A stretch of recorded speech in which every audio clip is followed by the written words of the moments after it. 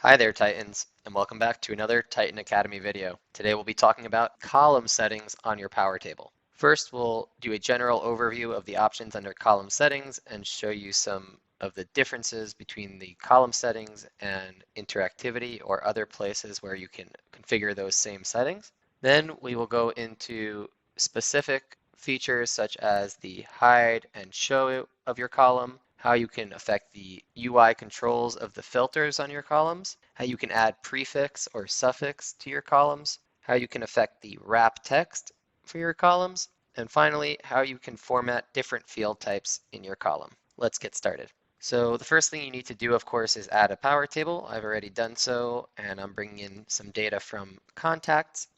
And then you can head over to the column tab, and you'll see all of your columns here in front of you. Now, if you click on the gear icon of a particular column, you'll see all of the column settings. Now, we see a number of settings here, such as group by, filter by, sort by, that are also included under interactivity. And we also have include an action, and you can actually configure this when you're setting up your power table under the configuration. So let's take a look at both of those things quickly. If we head over to interactivity, we can see that we can allow filtering by specific columns, allow sorting by specific columns, and also allow grouping by specific columns. And so these are things that we can handle on the interactivity level. And in terms of setting up an action for your column, you can do this in the mapping for your fields, and you can include an action from here. We have a separate video that shows this. Today we'll be focusing on the things that we can specifically do from our column settings. And so even though you can do some of these things such as group by and sort by in interactivity, we do have some extra functionality here. For example, in the filter by, that you can only do through the column settings. Let's start by demonstrating some of the key features here, such as show column.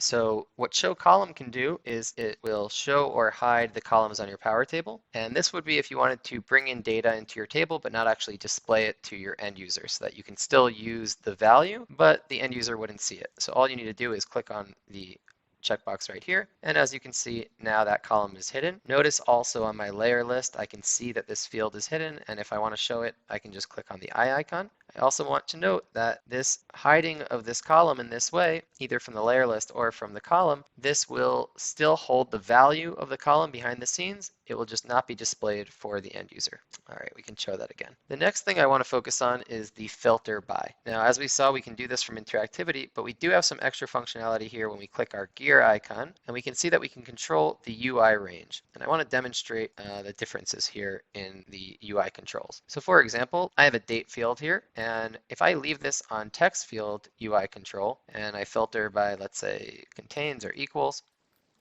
notice that I have a simple text field here, and I can have my end user manually enter in a specific date, but imagine that they wanted to filter by a range of dates. So they would come here to filter by, and we would change our UI control to date range. And now if I take a look, I can see that my end user can filter by a range of dates instead of one specific date. I'm going to demonstrate this a bit further with our country pick list here. And we could see if I have text field here, let's actually preview this to see how it looks. So I can have my end user here write in some text and then filter based on the text, but it could be nicer to allow them to pick from a pick list of countries. And since this is a pick list field, I'm able to use the select UI control here. I can decide how I want to sort those pick list items here. And I can decide if it contains equals. In my case, I'm just going to leave it contains, although equals would work just as well. And now I'm able to filter by a pick list, and it will only show me the options that I actually have here. So any country that I don't have here won't appear on my pick list here. All right, so that's just a couple of examples of how to play with the filter by option. We also have here the option to format our fields.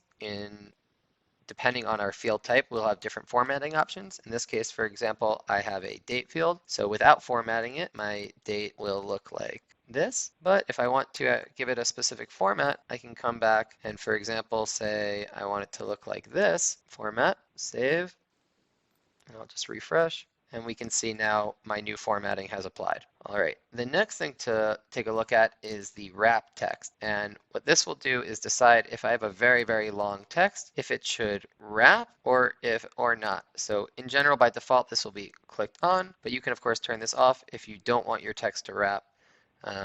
it will no longer wrap. Prefix and suffix are pretty straightforward, but let's just add, let's do this actually in first name, or let's do it in last name, and say for prefix we can do like something like this, and suffix we'll just add some characters just to show it.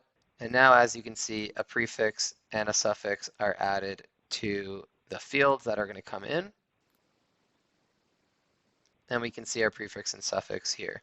Of course, you can add spacing into the prefix and suffix if you need to. So for example, if I want to add an extra character here and an extra character here, then I'll end up with more space between my prefix and suffix and the actual field that's coming in.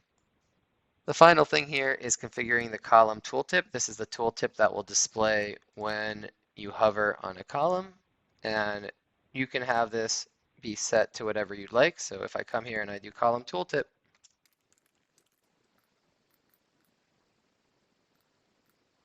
now when I hover, I'll see my new tooltip. And that's how it's done.